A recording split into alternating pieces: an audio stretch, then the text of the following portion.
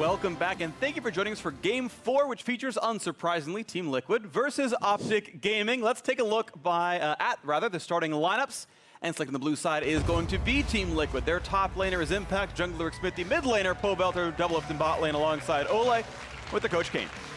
And opposite them on the red side today is going to be OpTic Gaming. In the top lane today, Dokla. In the jungle, Acadian. Power of Evil in the mid lane. Bot and support going to be Arrow and Big with Coach Zabutin. It's going to be fun to watch for. Now, with all the lessons NA took away from Rift Rivals, Splyce put another into the pile, which is that no Liquid victory is ever predetermined. That's definitely the case. I mean, even in week 3 against Clutch, people had TL as heavy favorites and they fell down there, but everyone was really high on Liquid as NA's hope. But they did lose in that best of 5 against Splyce after the Echo Fox upset, and that really, was where things kind of fell off the track. They did have some issues, I think, in their draft. Really, not enough focus. I think people felt really heavily on Aatrox and the Heimerdinger, whether it was knowing what to play against it or banning it or playing it yourselves. That certainly wasn't there for a lot of the NA teams at Rift Rivals. Yeah, definitely big things there. Of course, this could be a window of opportunity for OpTic, of course, who have been struggling a little bit this season, but still happy to try out new things and try out new styles. Yeah, I mean, they've kind of called their shot on what was strong, and that I think has been funneling. They have really been funneling Power of Evil pretty heavily, but it hasn't always all come together, and it doesn't always feel like Power of Evil has the support he needs around the map, and partly that's a product of your draft, right? When you are doing a funnel comp, you're putting so many resources into this guy, the rest of the map is going to get ignored and sometimes then fall behind, but everyone needs to contribute and kind of hold up their end of the bargain to get your funnel-y to that strong point. And that has been kind of an issue. To underscore the funnel point, I mean, 2 weeks ago, back in week 3, they actually even benched Acadian to put Gate in as the jungler to be a funnel support for Power of Evil in that mid-jungle lane. But yeah, to your point about everyone else holding up their bargains, I mean, I don't know what's really happened with Arrow, but this is a guy that was really good over in Korea, looked really good for a while on Phoenix 1, but never seems like he's gotten back to his old self, his sort of fairly dominant self within OpTic Gaming. And last split, it's like, ooh, maybe we all blame Elimination for that one, maybe washed up support. Yeah, right, exactly. Like, Arrow was so good before, and I don't think we've really seen that version of him in quite a while, but hopefully this will be the time things turn around. OpTic Gaming, by the way, Acadian back in the roster. Big still the starting support as he has been the whole split long. Also want to point out Dokla back in. He played 2 Ornn games back in, I believe it was week 1. Olorum played weeks 2 and 3, playing some more Ornn, some more Mundo, and now Dokla's back. Yeah, it's been kind of a bit of a revolving door there in the top lane for OpTic, obviously in Spring Split, rotating in Zig and Dokla, and now Olorum is up there as well. Still have yet to settle on kind of which top laner is going to work best, and maybe they will just continue to rotate through them, but Dokla hasn't had the most success, certainly in the LCS, still really looking to kind of prove himself. There we go, Aatrox, Zoe, my brain will work eventually, off the table so far. OpTic Gaming doing some of the pretty standard considered OP picks. You can see the Rakan ban is going to remove one of the funnel options for PoE. Kenneth, of course, a very, very strong jungler. We heard Contract say recently, maybe just the best jungler in the game right now. And one funnel ban being on a Nocturne. Remove that from Smithy. Well, a Taliyah early pick here could mean a number of things. You obviously can see Taliyah jungle, Taliyah mid in the LCK as well as the LPL. You're seeing Taliyah in the bottom lane, kind of as a farming champion there. You can do Taliyah funnel as we saw TSM do for Bjergsen. So really Taliyah is incredibly versatile, and I think that is one of the strengths of it as an early pick. So TL going to be able to grab it first and kind of keep their options open a bit. Definitely not expecting Double Lift to play it though, likely to be in the mid lane for Pobelter or jungle for Smithy. Yeah, likely spots for that one right here. OpTic Gaming taking their time, but they're going to lock in Fiddlesticks, and that could mean the incredibly annoying poke-heavy bottom lane of Fiddleheimer, but lots of other options there as well. Fiddlesticks definitely rising in priority slowly but surely throughout this split. Almost always played as support, and pretty poke-heavy, pretty annoying in that regard. Yeah, Zabutin repping France today. You can see the flag on his cheek. And it will be interesting to see if Heimerdinger does come out. We haven't seen it yet from OpTic, but we have been seeing a lot of that today, and it is going to be the bottom lane. And now I think it's going to be a good test for Liquid, right? Because we saw them fall short against Heimerdinger, against Splyce. Very clearly, Double Lift and Ole weren't fully prepared for that. They didn't really know necessarily what to play into it, how to play around it. This is kind of a good barometer for that. Did you learn something from those Rift Rivals games? What will your picks be into it? Are you going to bring out something like a Sivir, or are you going to go for an all-in lane? Or really, what is the option and how well can you execute it? And it's going to be interesting as well. This is Arrow's first non-marksman pick in the bottom lane, though OpTic had been happy to stick with Funnel a lot of the time. They had been playing standard bot lanes the whole way through with Arrow and Big playing together. So a new look here. Shen up at the top or support. Pretty common flex pick here for Team Liquid is available. And we're going to see if they want to pick one for double before this end. There's a 0% chance you pick Vayne into Fiddlesticks. Yeah, that seems pretty bad. Unless you flex it top and you send Uzi in there to go 1v1 on Mundo, that's a champion that's going to be picked up in the top lane. Impact on Mundo, which means Shen's support 99% of the time. Definitely the case, and the bot lane is going to be held here for TL. Perhaps want to see what the rest of the draft is going to kind of shake out into. I do feel this kind of pushes OpTic to draft for an aggressive top laner, and because Dokla has not been a guy to really play that, it can kind of make it a little bit difficult. Mundo matches up very well into Ornn, for example, which is all Dokla has actually played this season. And even looking at Alorum, he has 2 Ornn games. So 4 of the 6 games have been Ornn. The other 2 were Mundo for OpTic, right? That's all they picked. If you're going to just say, okay, well, I guess I play Ornn into Mundo, well, that's very good for Impact. That's an advantageous matchup, and that's honestly, in a draft like this, kind of preying on the champion pools or some of the weaknesses that OpTic really does kind of have in draft. And meanwhile, we see Acadian going back to his sort of more natural style as well. He had 3 Xin Zhao games so far this split and a Nunu, which he funneled with, but now on Graves here is going to be more sort of farm-oriented damage, early pressure. Acadian definitely is not going to be funneling with this champion. PoE could still run Smite and self-funnel, but Acadian will be making his own choices this game. Yeah, definitely what we are expecting, unless it's something wacky like what we saw from 100 Thieves at Rift Rivals, where Levi was the one getting funneled. They are going to ban out Darius just in case Dokla is willing to play that and limit the options a bit there. I do think Graves also just bringing a consistent physical damage source is going to be nice when you already have 2 magic damage dealers on the table against a Shen and a Mundo. You want to be able to kind of diversify there a little bit for some more difficult itemization choices. Galio being taken away. Interesting. So, OpTic banning away the Galio tells me they think it is going to be the jungle Talia and kind of taking away Galio as an option here for Pobelter, banning away Kaisa from Doublelift, one of his most preferred marksmen in that bottom lane. And I've still kind of been waiting to see Sivir as an answer to Heimerdinger, because that is something that I feel is quite effective against it, but we have not yet really seen it pop up here. Well, maybe Doubles will bring it out this time around. I do think it's interesting with the way they've done their bans and picks so far with the Talia. Liquid, from what I'm seeing, have not played any Talia jungle or mid so far in this split, and yet here they are banning away that Gala that we expect to be a mid lane pick right here. So kind of making the blind read, expecting it to maybe go to Xmithie, though he hasn't shown it just yet, and now it's time for OpTic to make their picks for their last couple of roles. Yeah, I mean, things have to change a little bit for Pobelter, though, right? Like, he had been playing mostly Aurelia. 4 Aurelia games. He brought it out at Rift Rivals as well. Yeah, there as well. It has been nerfed quite a bit, right? So you're taking those hits on the Aurelia. You do have to find, another mid lane pick that he's comfortable on. He has played the Galio and the Yasuo. Those are his other 2 games, but going to be something new, and Jarvan top. Maybe the option. Jarvan top, the lock-in here for Dokla. I don't necessarily know the matchup versus Mundo, but it's going to be so interesting to watch for. It's definitely preferential early on, I would say, to the Jarvan, but Jarvan doesn't have the best scaling, and certainly Mundo can start to take over later. Using that kind of first hit passive, though, from Jarvan, you can kind of poke people out with your Q, and if you want to build aggressively into something like a lot of Jarvans like to go a Titanic Rush, a Titanic plus an Executioners, people often go Grasp. You can duel up fairly well against that Mundo. Cool. But if the Mundo plays it safely, you can get enough farm, get to even items, and really do start to become more effective. So matchup we will watch for, and in the end of the day, it's going to be Mundo jungle anyway, as it looks like Shen top, Talia going mid, as Tom Kench support's been grabbed for Ole. So I do like Mundo jungle a lot. Of course, things could still move, like Mundo mid could exist or something. Yeah, this could actually be... Because like, unless you're playing Tom Kench top, which like I guess can also be a thing, but at the end of the day, it's flexible and there's no hard guarantees. Are they funneling a Mundo? I don't know. We'll wait to see what everything goes to in funneling a Talia with select. The Shen, I think. That might be it. That might be exactly funneling a Talia with Shen, as we have Pobelter working on Smite. Big brain right here, lots of wrinkles in it. Azael found it out. Either way, Talia going to be facing up against a Syndra here into this one, as we've got a new look here as Power Vivo playing a champion, of course, he's known for quite a bit. Not going to be self-funneling on that one, but instead going to be looking at the attempt to one-shot a backliner, but he's against Tom Kench. That's going to be difficult.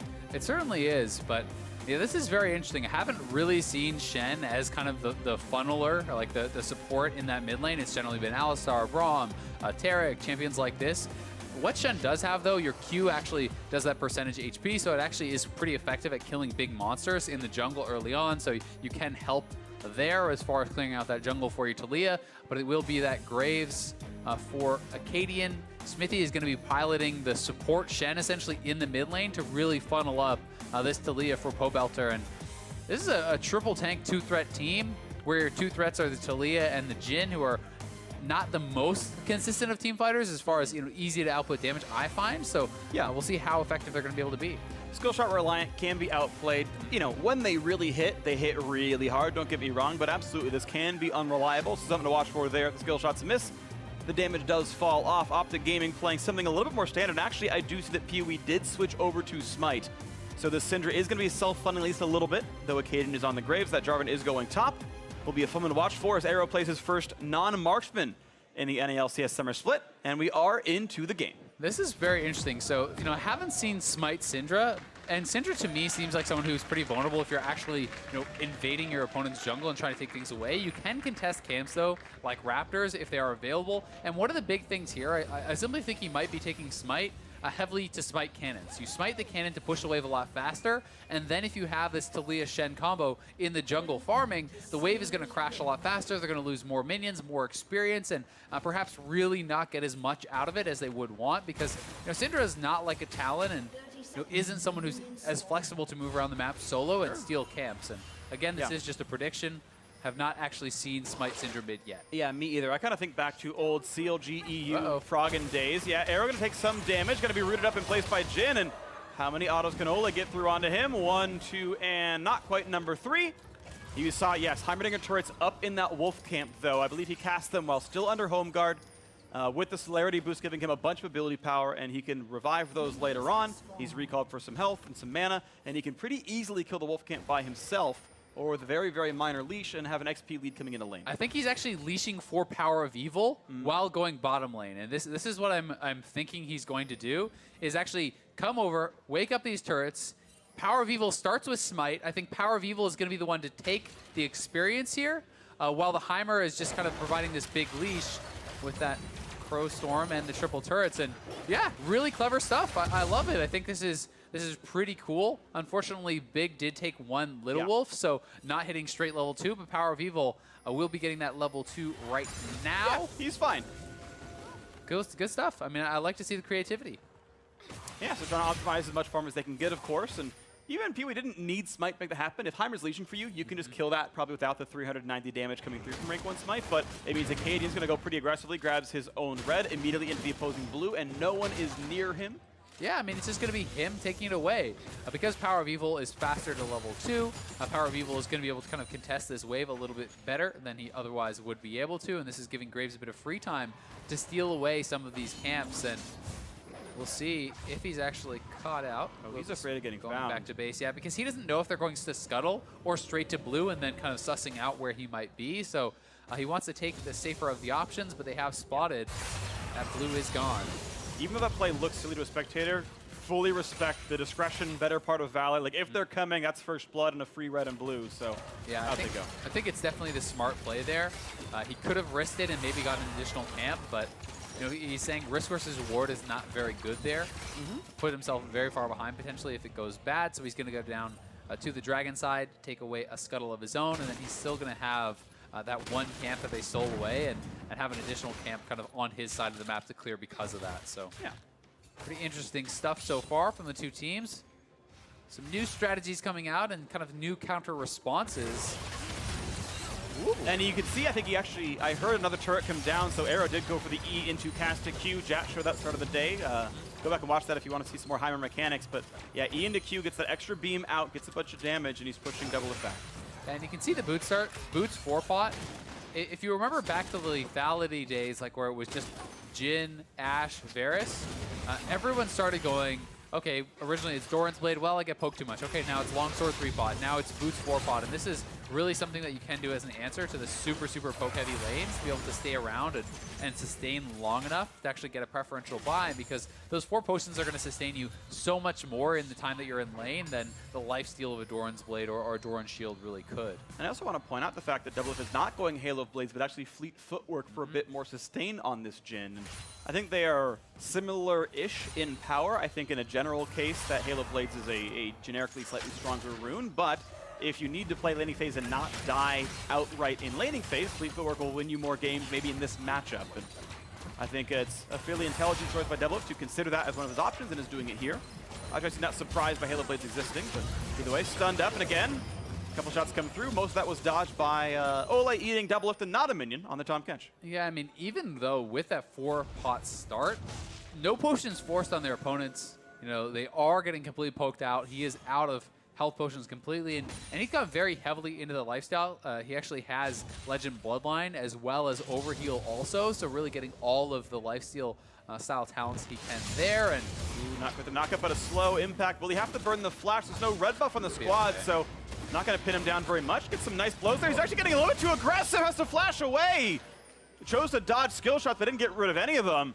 Does lose the flash at the end of the day. Yeah, kind of trying to, he almost outplayed himself a little bit there. He's trying to dodge too many things and kind of going back in for the melee attacks. I feel like he could have just literally right-clicked back to his turret and maybe got out without the flash. It's hard to say though, and he was trying to dodge any potential flag and drag or end of the line coming out there from Graves to kind of dodge any potential skill shots. Either way, OpTic get a summoner on the flash, and they do force out the TP here as well. Dokla should be able to hold his, and it was interesting that they didn't decide to actually commit for the flag and drag flash, because if Dokla hit that knockup, maybe they can actually then flash follow and get the kill, but these are hard calls to make, and Dokla actually committing for the TP, I think, to try to contest this stuff. Ooh, Tahm Flash comes in, the knockback, they have all the damage they need, first blood, but I'm not going to trade in. How's it going to look as the ult comes across? Bullets are getting low on health, one more hit will do him in, and Dokla gets the kill.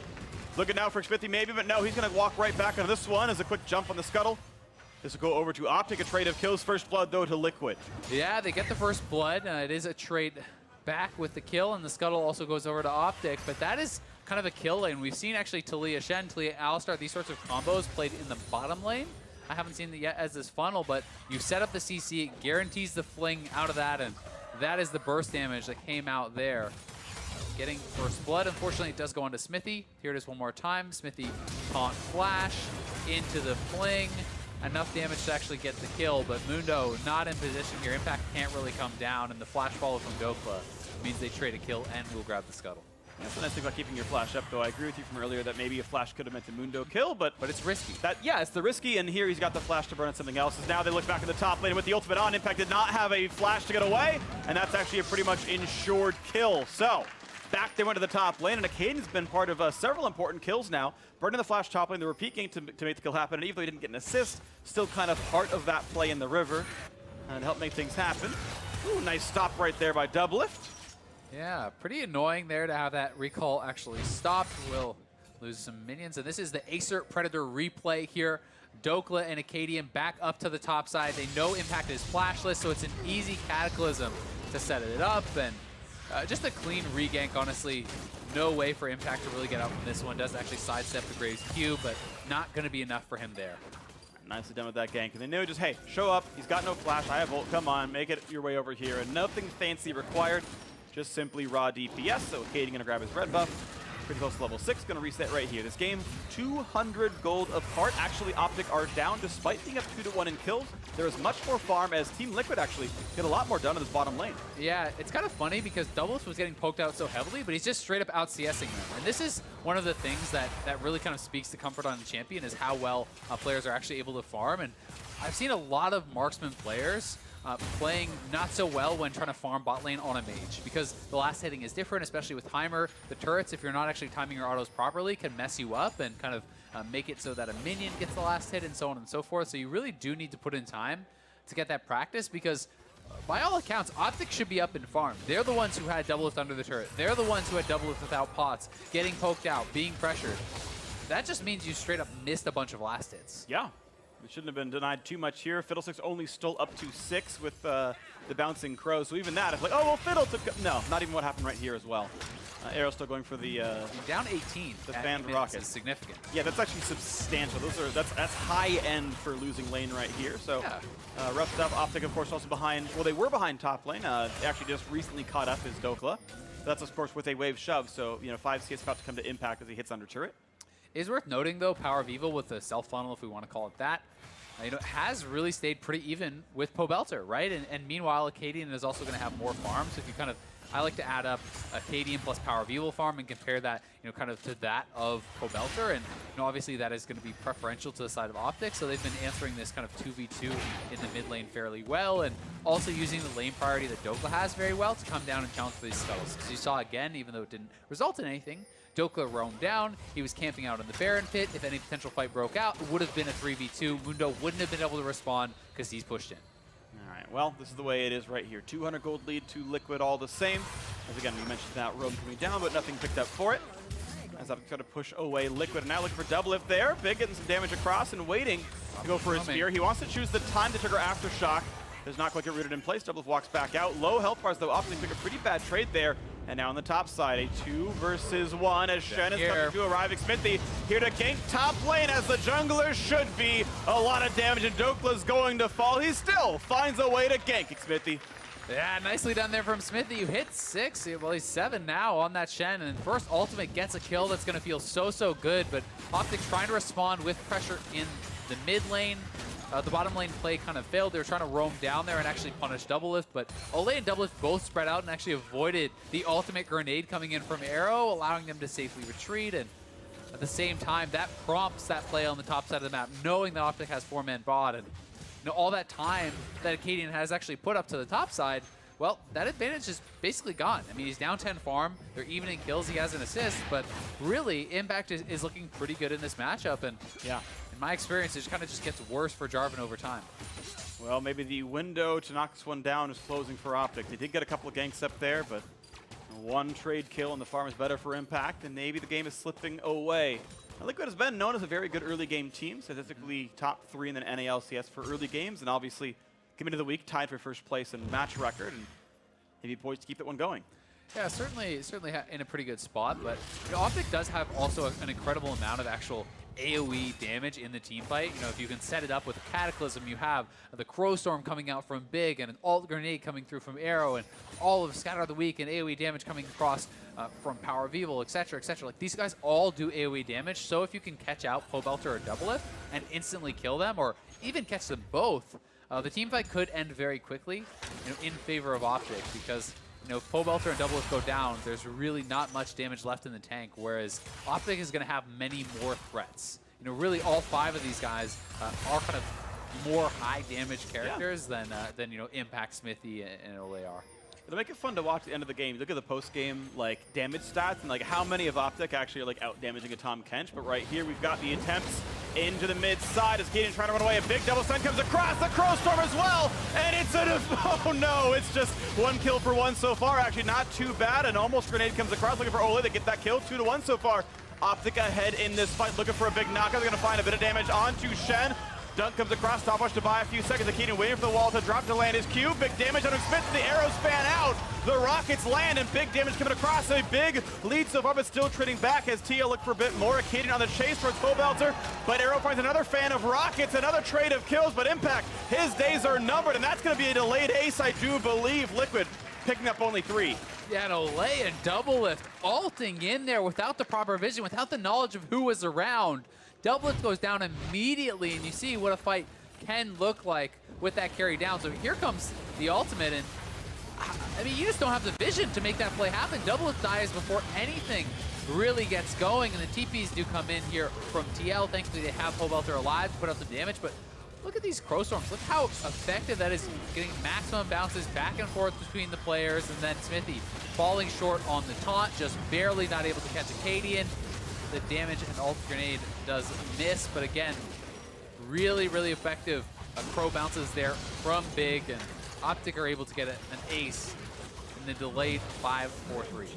By the time they all dropped, the bot lane had respawned, and in fact, they've walked back into the bot lane as well, going for turret damage, but it's absolutely rough stuff out of Liquid, but it makes the game only tied. OpTic just 200 gold lead to themselves as they come back in, but Arrow now 3-0. Luden's Echo done is in a very good spot. Yeah, I'm going to be interested to see how Arrow actually performs for the rest of the game, because generally the alt grenade is considered the most consistent of the ultimate abilities, you know, the easiest to hit.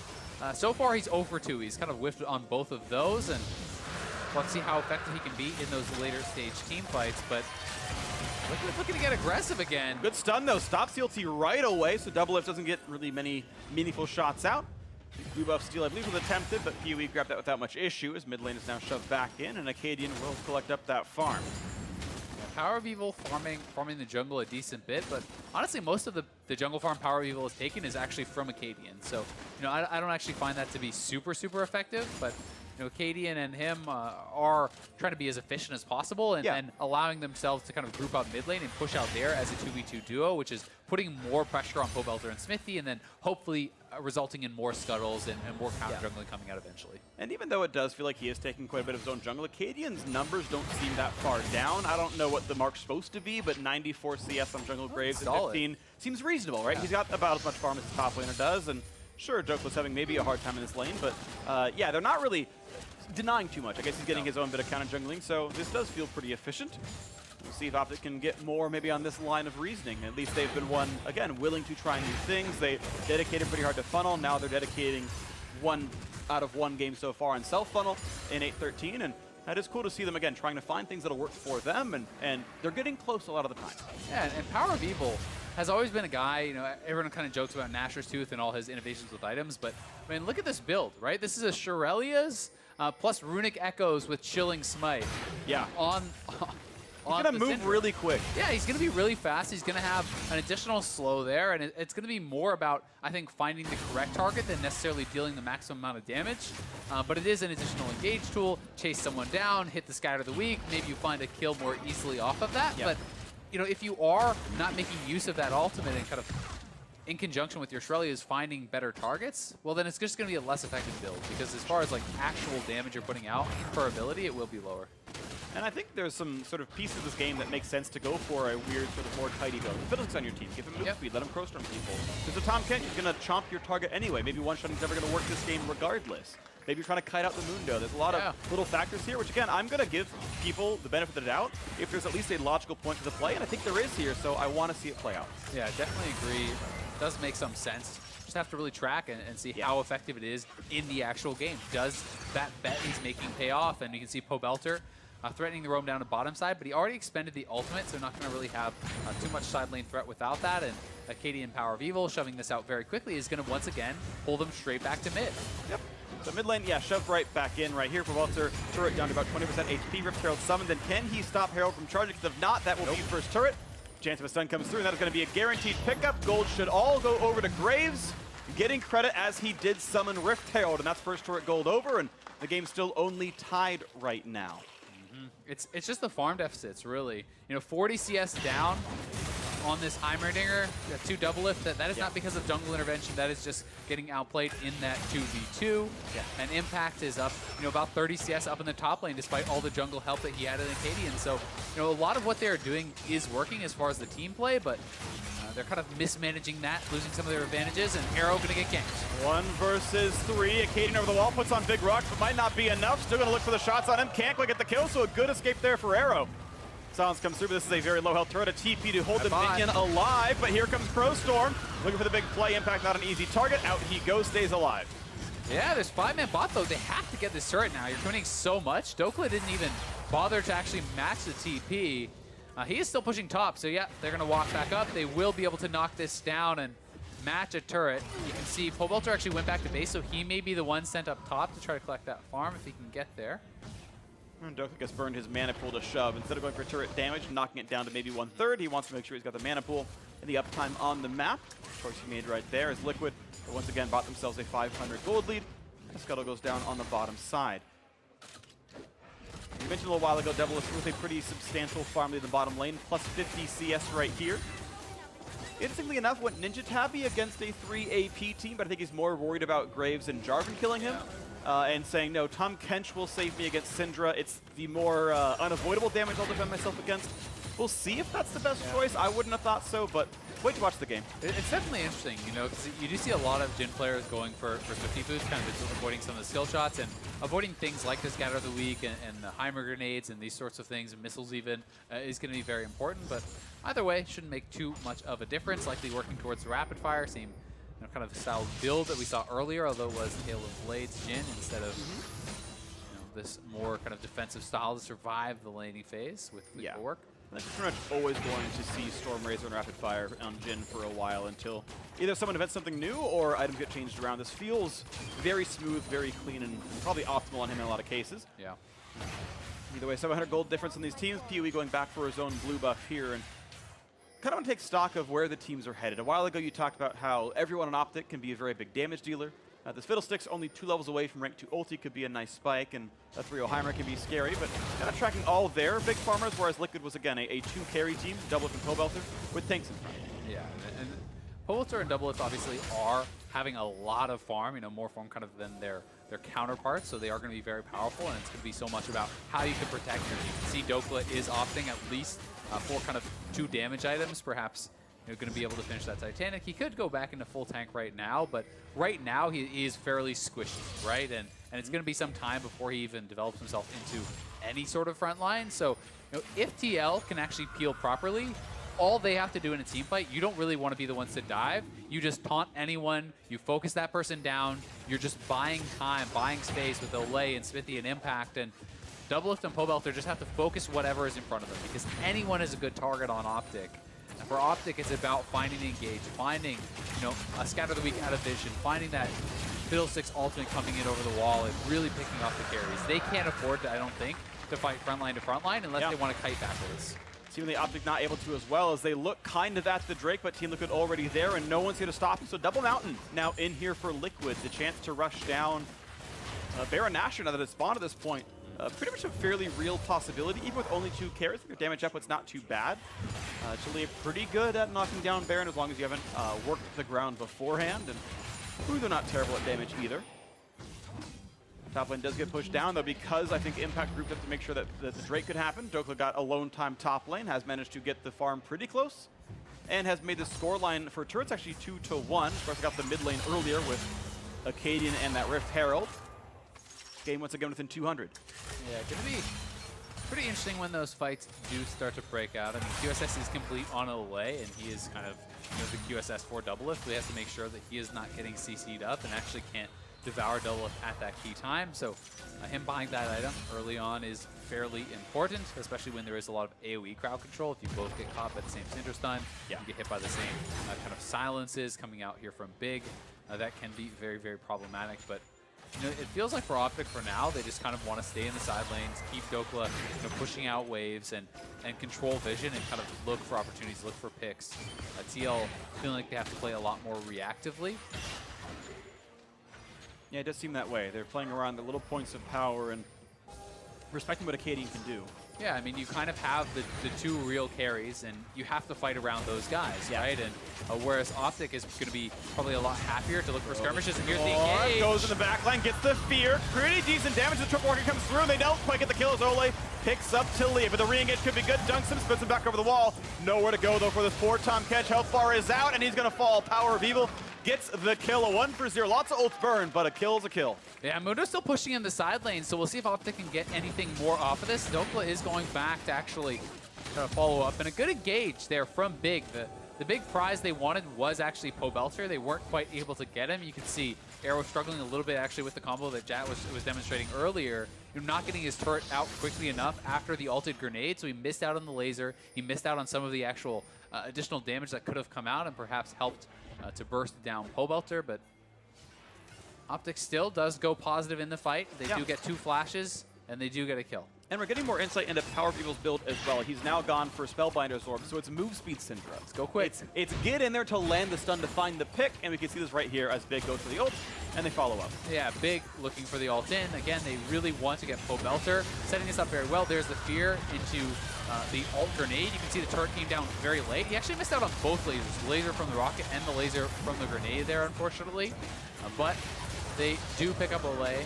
It was a good job from him, not only saving Pobelter, but also holding onto his QSS. There's no actual reason you're at that point just going to die, so you may as well at least save what cooldowns that you can.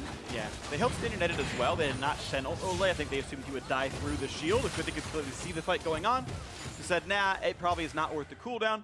Right or wrong choice that he made. 3-kill lead to OpTic, but the gold's still identical between these two teams. Liquid up those two Mountain Drakes and looking to see to a little bit of top lane, but not too much right now. Attempted fear for Big, and outgoes Shen, not going to matter too much. Yeah, Pobelter now on his death cap, so he has 3 items. He has double spell pen. And remember, again, this is a very squishy team. The only person with any magic resist whatsoever is now Dokla, who is building a little bit of that up. But double spell pen, death cap, runic echoes is really a powerful 3-item spike for Pobelter. And if any CC is actually set up, if there is a taunt hit on any of these members besides maybe Dokla, it is an insta-kill with a fling there from Pobelter. So OpTic definitely going to have to play very well individually. You can't necessarily rely on your front line. You have to be sure that you're on point, flashing away from taunts, avoiding the crowd control, or you're going to pay for it. Well, then watch out for this one. There's Zonia's Hourglass at least on one person, but otherwise, yes, high lethality in this game.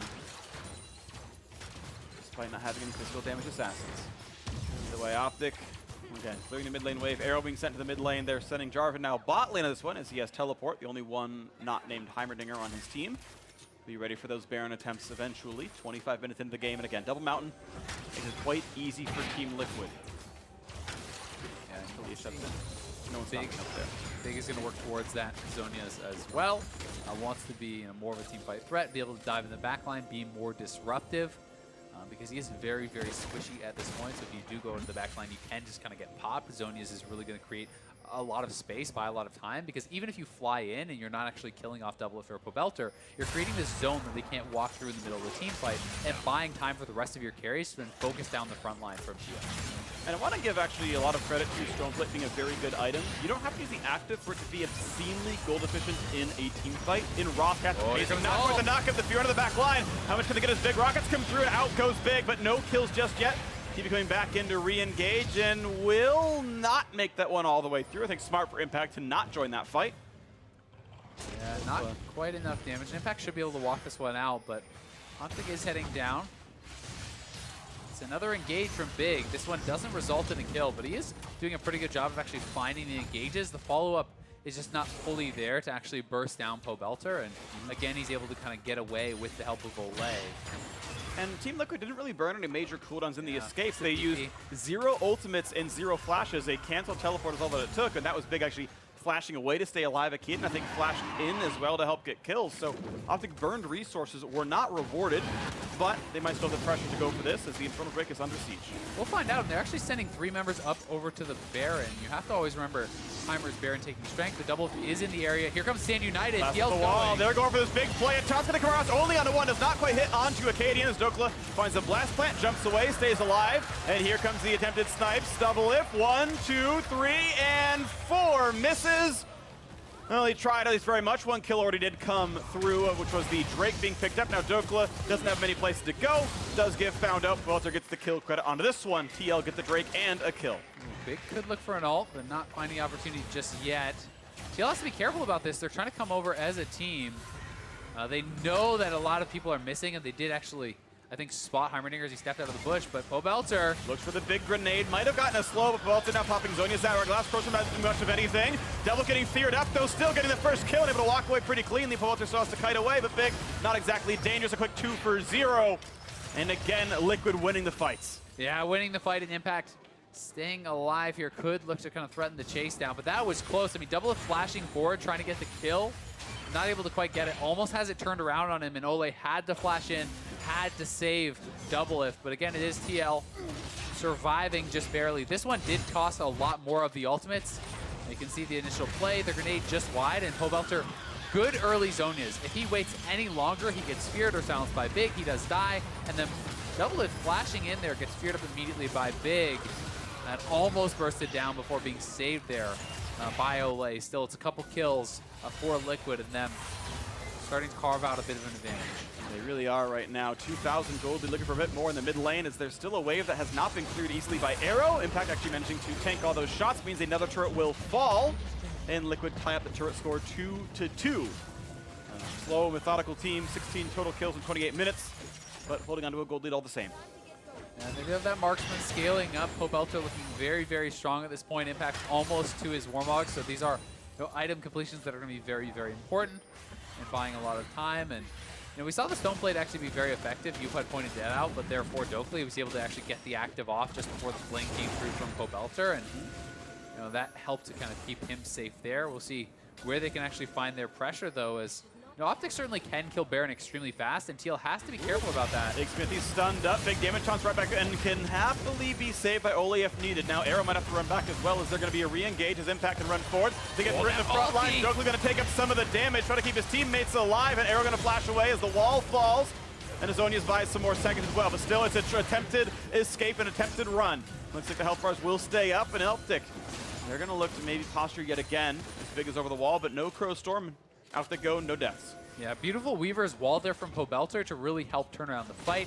Corralling a lot of those members there for Impact and for Doublelift, who had popped the curtains call. He's looking to get a couple picks, but good play around vision here from OpTic. This is what they need to look for. They need to be creating these dark spots that TL has to check into where Big can find picks, and Pobelter should be spotted here. There they go. Storm Fear, this time nobody in range. Smithy gonna go for the top by a few of seconds, and Azonius by a few more as well. And Ole is here, but not in time. A nice pickup there. That's gonna be one picked up and a second. Power People joining in for a bit more, and now it's Dokla finding no flash for Ole. Does have thick skin, but is there even a way out? No, a 3 for 0, and Baron is on the map. Should be theirs. I mean, I don't see any way that Doublelift can check into this. There's no vision, no chance they can get over. It's going to be a clean Baron here for OpTic. 2 picks. Pobelter caught on a ward there. OpTic doing such a good job playing around vision, and Big finds the engage. They will perhaps create a turret here on the bottom side, and Doublelift is pushing up mid, but that is generally the lesser of the prize. That is a trade I will always take. Baron for bot lane tier 2 is an absolutely wonderful pickup right there. OpTic Gaming have turned this one back around, still down 1,000 gold, but what a huge fight right here. Big, massive. Yeah, here it is again. Nice D4 there from Big. They have triple pink ward in the area, flash in, lands the fear. Smithy whipping the taunt on actually both players there, not able to connect, and Ole was not in his back pocket there this time, so Ole trying to come over, trying to save Pobelter, but not in time, and then gets caught out by Dokla. 3rd kill, 3 for 0, and the Baron go to OpTic, and now they can really look to start pressing here. Absolutely huge stuff. PoE getting even more move speed, by the way. Ether Wisp in the build. Maybe Lichbane? I'm trying to think what else he can build out of that item. Oh, Spooky Ghost could be it, I suppose. So, Lichbane or Spooky Ghost, vote in chat. Tell me what you think it is. I mean, it's working out so well for him. We haven't seen too much. It's been more about kind of skirmishes and him just following up and kind of bursting someone down. But he's been able to be in the right place at the right time. So certainly not much room for criticism on the build just yet. And they are looking to kind of threaten this outer turret on the bottom side of the map, try to grab some easy gold. But TL is faster on the push, and there are 4 members in mid lane looking to draw OpTic back to them. They say, no, we will not face check into you. We're just going to push elsewhere and try to fight on our own terms. Well, OpTic aren't pulling for the recalls. The duo lane still running around bot lanes, which means mid tier 2 is going to fall. Liquid still remaining up 4-3 in turret score, and OpTic chose to not recall, kept the duo lane down there, and then got afraid of pushing the turret because of TL's play. So Macro not doing them any favors. They actually dropped more of the map than they gained. Yeah, I mean, TL just kind of outplaying them around the map there. They do have Stand United available if this gets too dangerous, but Impact has Warmogs. He will pop the Stone Plate, but he's not going to have to commit the ult. No Stand United needed. They will keep that alive for now, and we'll see how TL can kind of navigate this. I mean, 4 members of OpTic bot now means they should be able to knock down this turret pretty easily. Very, very healthy Dr. Mundo. Only the Warmogs needed to get back to full HP. The ultimate still waiting in the wings. So finally OpTic can get that bot lane tier 2 traded. Make that scoreline 4-4. Only a minute, 20 seconds left on the Baron. They're actually not getting that much with it. Sure, their gold lead isn't really there. They're not big bullies aside from that buff, but now look for mid tier 2 as they knock down some of this vision, some of these traps. Nice little stun up there. It's actually going to be Pobelter a bit low as the cannon continues to shoot, and one more will knock the turret down. No, it switches aggro to the minions. That turret's going to stand.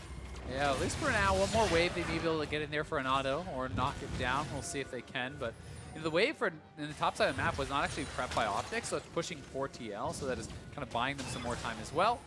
Mid lane turret will go down. That's another over to the side of OpTic, though, and they are at least keeping things very, very close, but this certainly has not been the type of Baron that is a death blow, and the 3 kills plus Baron buff has really just kind of gone to equalize the game. So it's still going to come down to performance in the team fights, playing around vision for OpTic, which they have been doing very well. And we're going to have to find out if they really can continue to find these picks, because if you fail to find that good initiation, you get locked up in a team fight that is extended. Double Lift and Cobelter certainly can take over. All right, so quick Cloudrick picked up their OpTic, get one of those neutral buffs, and now the attempt to play them in lane. Shen plus Tom Kench and Talia, they can all show up at once. And the Heimerdinger is flattened down right there. Quick one picked up. Liquid answering back now with their 9th kill of the game. Yeah, 4 members just popping out. It's like a clown car coming out of TL there in the mid lane. Not much chance for Arrow to get out of that one. He does go down pretty easily, and it's going to be TL on the aggressor. Once again, you can see they're heading back up the top lane to get that pushing, but can start to take away some of OpTic's jungle, start to reestablish some vision control, and already a bunch of wards dropped on this side of the map to try to help them in their eventual push, because you always need to know where Fiddlesticks could be, where the engage could be coming from, because if you do not know where they are, it's going to look pretty rough for you in some of these fights. Yeah, Crowstorm's up to a solid 1,400 damage over the duration. Yeah. Sure, no magic pen in the build, all this other stuff, but that is still a very meaningful chunk of damage, in addition to the Giant Fear, of course. Baron power play, because it was worth 750 total gold to kill Arrow, plus 300 for a shutdown bonus, that actually kind of gutted the Baron power play, being worth over 2K to being worth less than the Baron itself. Yeah, so not the best Baron power play, but still, OpTic holding even here, and you would say coming into this game, 35 minutes in, would OpTic take an even slate against TL? And I definitely think they would. TL, considered by many to be the best team in North America, and OpTic sitting at 2-4, are certainly making this a very, very competitive game. After their week off at Rift Rivals, they're looking to prove that they are a contender for the top of the table, and TL, I think, trying to kind of reestablish some faith in their team and their squad, and show that they are still a force to be reckoned with, and that they have learned from their mistakes. They can deal with Heimerdinger. I think it will take them some time to build that cachet back. OpTic, sad as it has been, only 2-4 so far in North America, and Liquid, I think, have a lot to do to rekindle that trust, but a win will certainly begin that road as they continue to scale up here. The items stack on. Quicksilver Sash upgraded to Scimitar, done for Double Lift, and you've been mentioning for a while how big Poets has been getting. He's up to full items now, actually. Yeah. Have to sell something to replace the slot anymore, so he's done scaling. A full 2 slots really ready for Xfinity to keep going as the second support. And only 1 to replace here for Double Lift. This Funnel Champion now is going to stop scaling, essentially.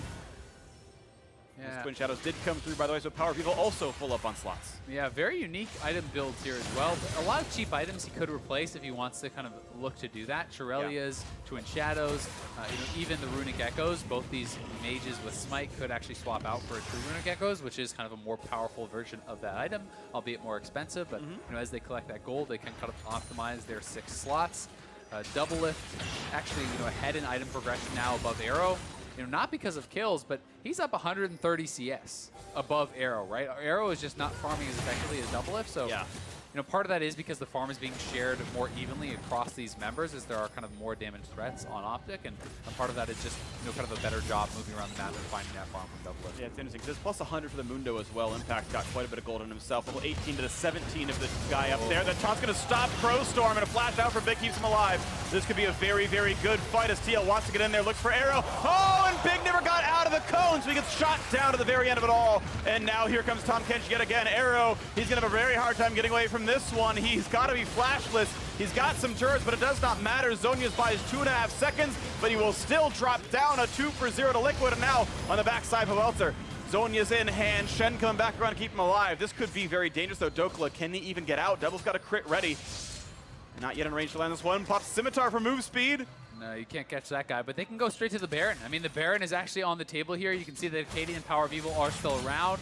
Critical that they did stay alive. Will TL have the confidence to go for it? For now, it looks like they just want to push mid, because OpTic was in position expecting that Baron, and TL will just run it straight down here, and will be able to get themselves an inhibitor. The call's inhibitor with Acadian still having Flash and Smite available. They say, okay, we'll take the sure thing, and Hibs can't run away and can't be Smite stolen. So mid objective is gone. Waves manicured pretty well in a couple of the side lanes, and out goes Team Liquid, and could still go for the Baron setup, just with more opponents alive. Yeah, it is a bit risky to try to go for Baron now, as they are all respawning and Waves are kind of pushing in on the bottom side of the map, but TL can at the very least get vision. try to establish a little bit of control around there. Actually, recalling might be hard now because all of OpTic have respawned, have bot, and have full resource bars, so TL must stay. Cannot spend the gold from their last fight. OpTic are going to look better in this battle than you might think based on the scoreboard at the very top. If they can get into that battle, TL would love to somehow reset without losing Baron vision, but it's going to be hard. They chose to stay on the map after the kills.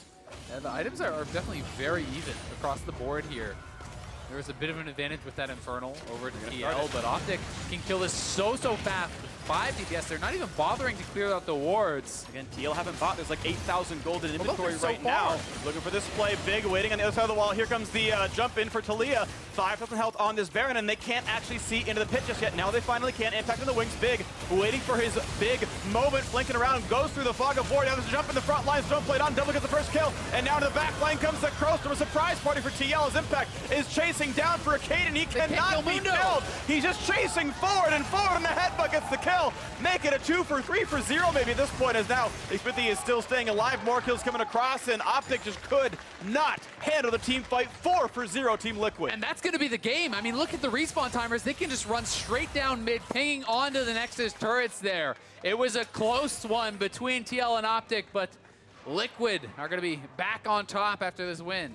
Looking for this big one right now. Power Field looking to make something happen. Goes for the stun. A quick preemptive stand. United keeps Doublelift alive. PoE against the world. Going to have a very hard time keeping his Nexus alive. Nice dodge away from the first top, but the building's still falling. Wreck-It Ralph with the crew. One already con. Knocked down the second one rapidly, and now the flash forward. Looking for the taunt. Just make sure they can pad the KDA. Power of Evil will get a second death of the game as the Nexus falls, and Team Liquid finally get a win on the board. Nicely done there by Liquid. OpTic playing on the knife's edge for so long with this squishy comp that kept finding the good engages, but this one definitely going the way of Liquid in that final fight. Not able to really get on top of the carries, not able to knock down Pobelter or Doublelift at the start of the fight, and Impact kind of running amok in the back line there, chasing down Acadian. Yeah. The Mundo really kind of showing off that strength in the late game. Impact definitely outperforming Dokla in this game. I say we look at the damage graphic for the game. Actually a pretty solid smattering of damage across of Team Liquid. Even Big had a pretty decent sized game for himself as far as output was concerned. But yes, Liquid, the better team. And this was the expectation coming in, absolutely. You're coming in 4-2 versus 2-4. You're supposed to win this game. In 40 minutes, I don't know if that means Liquid's playing a bit weaker or OpTic's playing a bit better, but I think the game was closer than expectation. Yeah, it definitely was. I mean, this was by no means an easy win for TL. 40-minute slugfest there. Definitely a tough one for them. And I mean, OpTic, I think, did a lot of things right.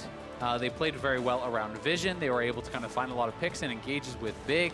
But it never fully came together. They were never able to kind of get everyone on top of the carries and really kill someone off right at the start of the fight. It always felt a little bit unorganized. You'd see mistakes as far as, okay, well, not everyone fully committed in, or you know, a skill shot was missed, or an ultimate wasn't used, or there was always these little errors that kind of stacked up as I'm being attacked. And Flies come back to NA.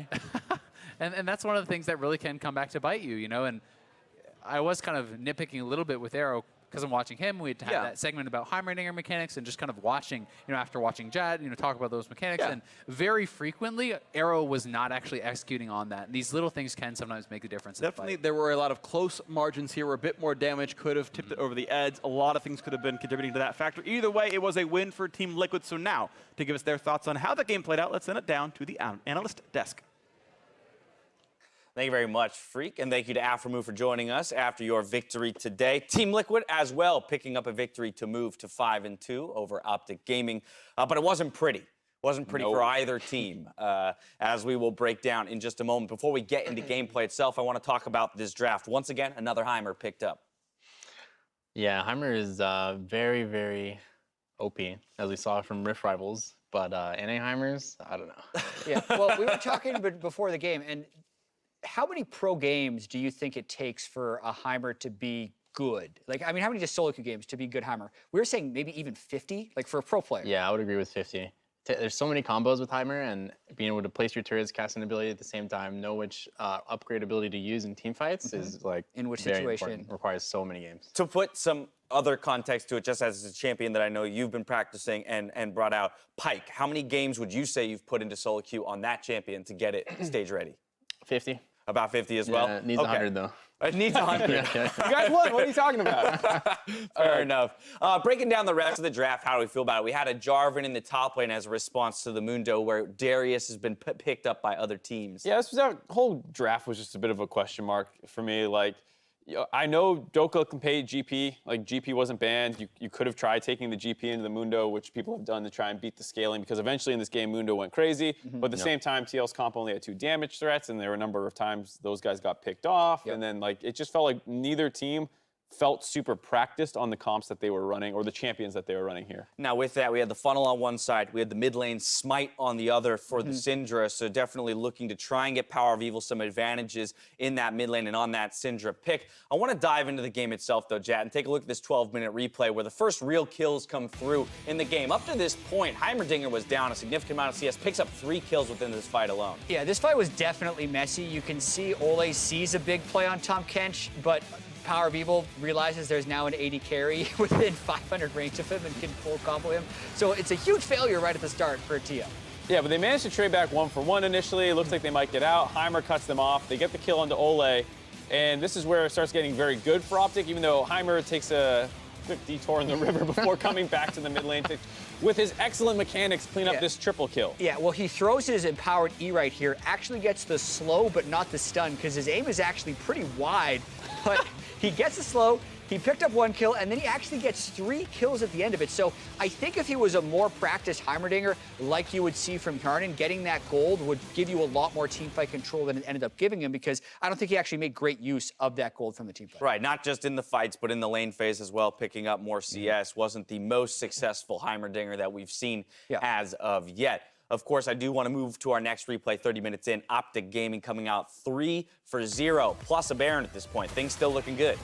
And this is kind of one of the nice plays that we're talking about, where like the Mundo was not here. They had just reset, and they were able to find Pobelter just slowly working his way back through his own jungle. And this initial kill kind of sets up OpTic to look like they might have a chance to win this game, despite what we thought would be a scaling problem for their team comp.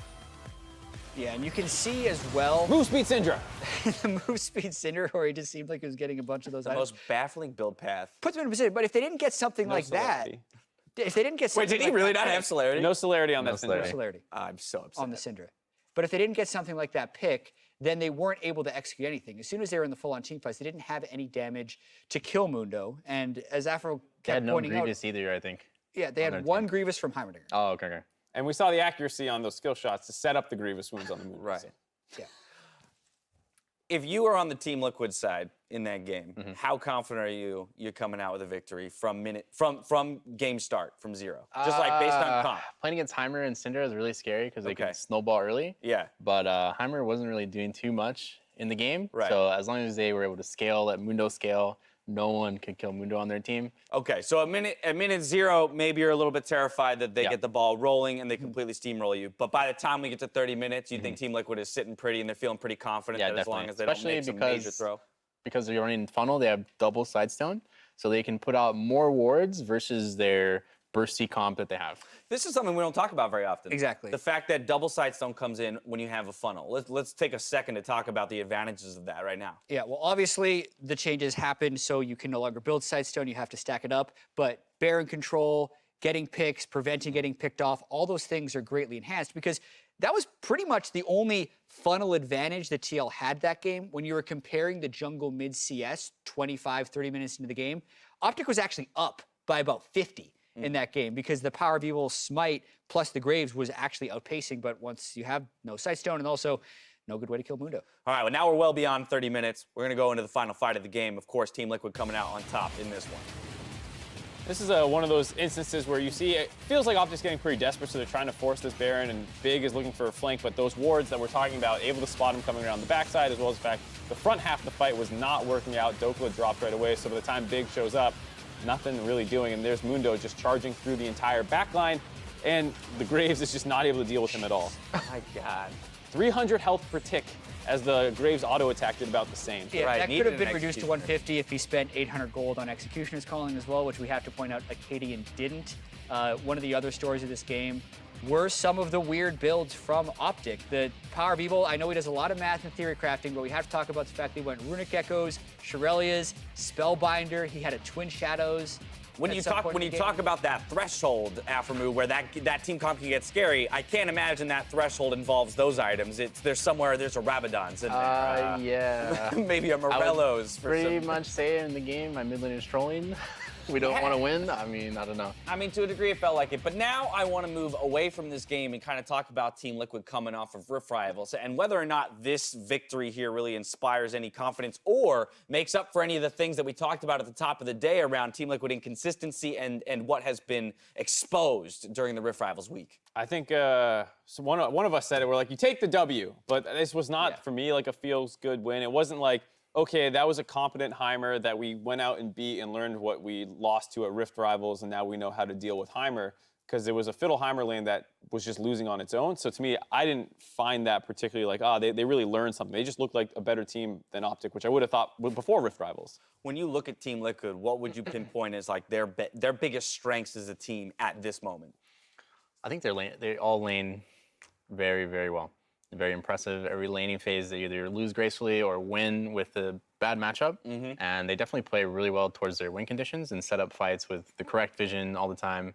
Smithy and Ole, a big part of that. And their execution in team fights is very good too. All right, that's going to close this game here. I do want to ask you one more question, Afremu. 100 Thieves with the swap on to in. You guys picked up a great win today, looking to push forward. My question is basically, what are your aspirations for this squad, and what do you think you guys can achieve both within the domestic split and looking towards Worlds? Definitely look to make it to Worlds. We did finish second, got a lot of points for that, and playoffs is going to be very important, but right now we're just focused on giving more time to Onda on stage and being able to work through our micro, and stuff like that, make sure everyone's on the same page and see what we can do. One foot in front of the other. Thank you for joining us. Best of luck to you guys in your future games. Up next, Sneaky makes his return to the Cloud9 roster as they go up against FlyQuest. See which team picks up the win when we return.